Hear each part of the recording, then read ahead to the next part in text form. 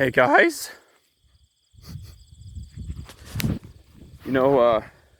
Jesus' faith and what he believes to be true about us makes him so happy.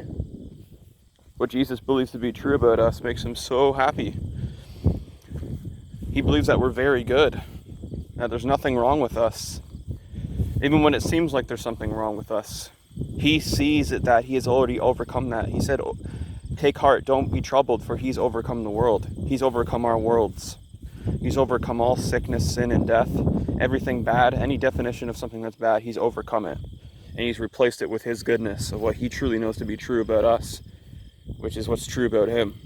That we're a happy, cuddly, glorified, precious, heavenly being on earth. In his Abba's embrace, through the power of the Holy Spirit, the comforts of the Holy Spirit, the sweetness of the Holy Spirit.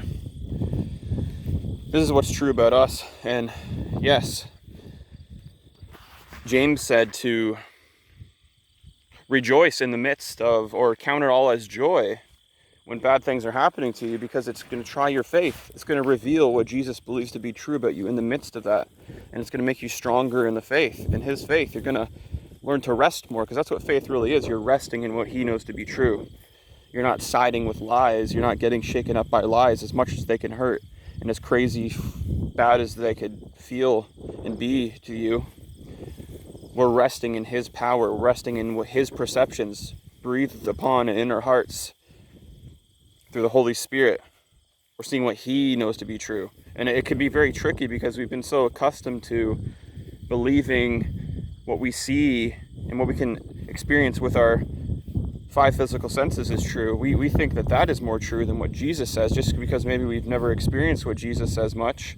Maybe we've never really experienced his presence much, or maybe we have, but maybe we haven't seen much breakthrough in like the miraculous and things like fruit and gifts and his reality manifesting in and around us and in the lives of the people in our life.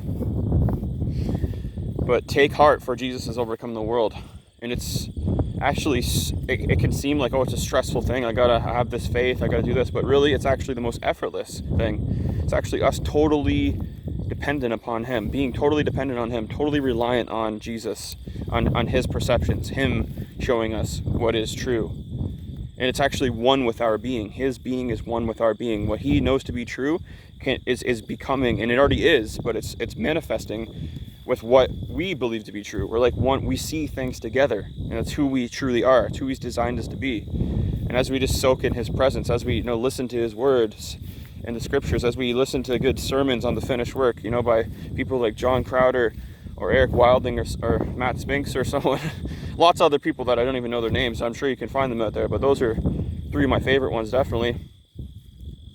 As we hear that, we begin to side with what Jesus knows to be true. We find that is truly like the best thing for us to believe. Like we just know, like it's just it's who we are.